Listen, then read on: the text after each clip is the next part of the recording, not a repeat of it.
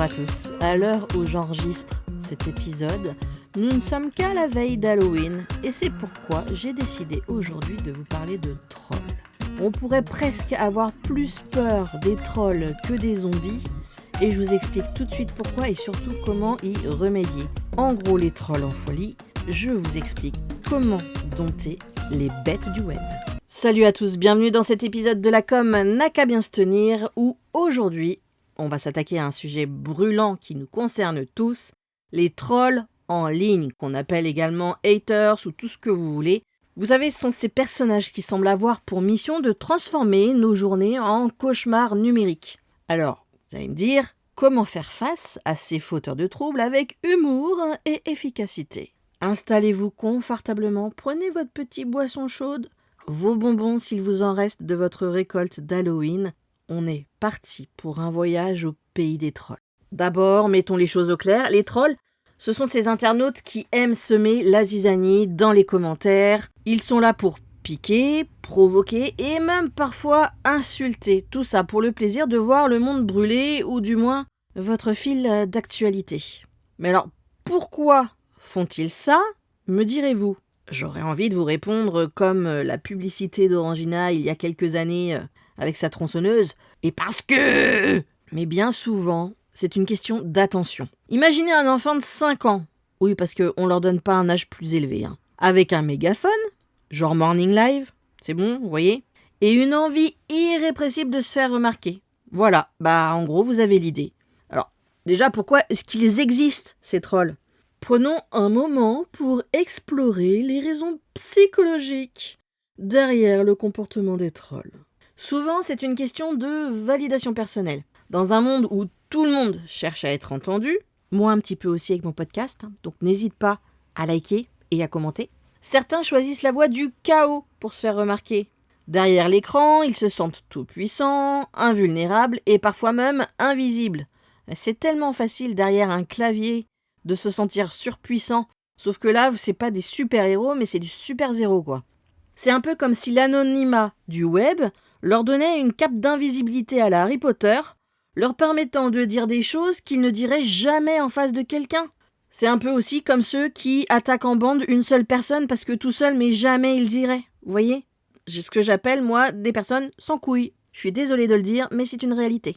Et donc tout cela nous amène à réfléchir à l'impact de l'anonymat sur le comportement humain. L'anonymat peut être libérateur, mais il peut aussi révéler nos pires instincts. Attention, pour rappel, sur un réseau social comme X, anciennement Twitter, je vous rappelle que vous êtes anonyme jusqu'à ce que, au niveau de la loi, vous ne respectiez pas les conditions.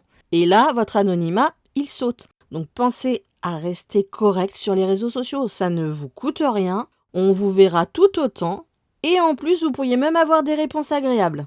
Et du coup, on en vient à se dire quoi ? Comment est-ce qu'on va pouvoir répondre à ces trolls sans perdre notre calme ? Parce que clairement, à l'intérieur, ça bouillonne. Vous le sentez, le serial killer qui revient là ? Moi, perso, c'est tout à fait ça. Alors, the grande question, c'est comment leur répondre sans se transformer en Hulk ? La première règle d'or, c'est de ne pas nourrir le troll. C'est un peu comme les mogwai, comme Gizmo dans les Gremlins, vous voyez ? Faut pas le nourrir après une certaine heure, faut pas le mouiller, et tatatni, et tatatna. Et là, c'est pareil, faut pas le nourrir. Alors, ces panneaux aux zoos où on vous dit ne pas nourrir les animaux, vous les voyez ? Voilà, croyez-moi, plus vous allez réagir, plus ils vont s'épanouir, grandir et se faire plaisir. C'est un peu comme si vous vouliez arroser une plante carnivore avec de l'engrais. Alors, ce que moi je vous conseille, c'est de respirer un bon coup.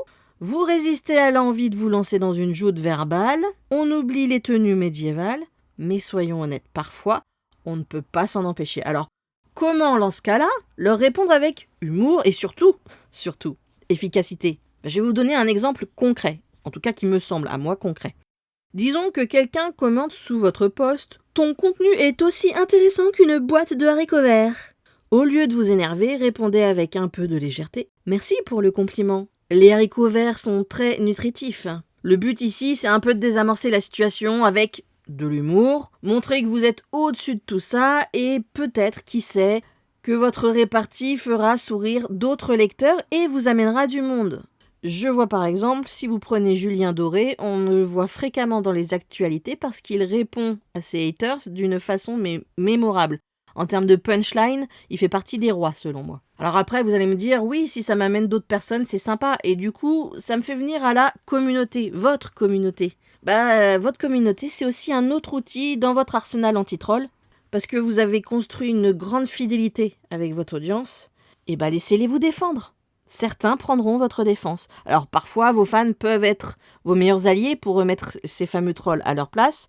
Ça crée une dynamique positive où votre communauté se sent plutôt impliquée et solidaire. Mais alors, malgré tout, attention, il faut que ça reste bon enfant, parce que vous pouvez les laisser vous défendre, mais parfois, il y a aussi des pseudo-haters qui n'en sont pas parce qu'ils vous défendent, mais qui, en termes de mots, d'expression, sortent complètement de ce qu'on peut autoriser dans notre communauté. On ne veut pas déclencher quand même une guerre des tranchées non plus. Alors, encouragez vos followers à répondre avec bienveillance et humour sans tomber dans la surenchère. Et plus vous maîtriserez cet art de réponse avec humour et bienveillance, plus vos followers sauront faire et pourront prendre votre place les fois suivantes. Parfois, la meilleure réponse, c'est aussi de ne rien répondre du tout. L'ignorance, la plus grande ignorance possible. Alors, ça peut sembler contre-intuitif, mais ignorer un troll, ça peut être quand même incroyablement puissant.